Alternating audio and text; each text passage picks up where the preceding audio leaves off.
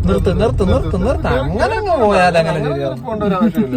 കയറ്റമൊന്നും അങ്ങനെ കയറി പോകണ്ട. പോട്ടെ. അതിഭീകരമായ ഒരു കയറ്റം. നമ്മുടെ സാറ് ഫസ്റ്റ് ഗിയറിലിട്ട് മുഖത്ത് എക്സ്പ്രഷൻ ഒന്നും വെക്കാതെ ആക്സിലേറ്റർ കൊടുത്ത് കയറി. ഇനിയും നിർത്തണം, ഇവിടെ നിർത്തണം ഇനിയും. പക്ഷെ ബ്രേക്ക് ചവിട്ടുമ്പോ ഇത്ര പവറിൽ ചവിട്ടരുത്, പതുക്കെ ഫ്രീ ആയിട്ട് ചവിട്ടുവോ. ഓക്കെ, വീണ്ടും നമ്മൾ ഹാഫ് ക്ലച്ചിൽ എടുക്കാനായിട്ട് പോകുന്നു. ഹാഫ് ക്ലച്ചിലായെന്ന് കാണുമ്പോ സാർ ആക്സിലേറ്റർ ഒരുപാട് കൊടുക്കാതെ ചെറുതായിട്ട് കൊടുത്തോട്ട് വീണ്ടും വണ്ടി മുന്നോട്ട് കയറി. വീണ്ടും നമ്മൾ നിരപ്പിലോട്ട് വരുമ്പോ സാറ് ചെറുതായിട്ട് ആക്സിലേറ്റർ കൊടുത്തു. എന്റെ സൗണ്ടിൽ ശ്രദ്ധിക്കരുത് സാറിന്. ഞാൻ പാനിക്കാക്കാതെ നല്ല കൂളാക്കി അല്ലെ സാറ്. ഇനി നിരപ്പായ സ്ഥലം കഴിയുമ്പോൾ വീണ്ടും കയറ്റത്തിൽ കൊണ്ട് നിർത്തുക. നിർത്തിയതിനു ശേഷം ഞാൻ വണ്ടിയുടെ പുറകിൽ ഇങ്ങനെ മാറിയിരിക്കും, മുട്ടില്ല എന്നുള്ള രീതിയിൽ. എന്നെ ഇടിച്ചിടാതെ പുറകോട്ട് ഇറക്കി എന്നെ ഇടിച്ചിടാതെ കറക്റ്റായിട്ട് എടുത്തുകൊണ്ട് പോകണം. ഓക്കെ, പക്ഷെ ഇത് സാറ് ശരിക്കും അറോട്ടോ എല്ലാം പഠിച്ചിട്ടുണ്ടോ? അല്ല അങ്ങനെയാണ് ഞാൻ പുറകിരിക്കാതെ. അതുകൊണ്ട് രക്ഷപ്പെട്ടു. അല്ല, ഒറ്റ കൈക്കെല്ലാം തീരങ്ങിട്ട് കറക്കുന്ന, അതാ ചോദിച്ചത്.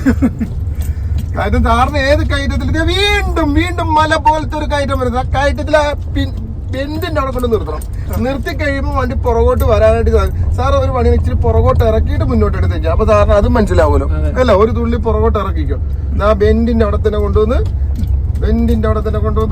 വീണ്ടും ഇവിടെ നിർത്തുക. ഇവിടെ നിർത്തി ക്ലച്ച് ബ്രേക്ക് ആയിട്ട് നിർത്തി.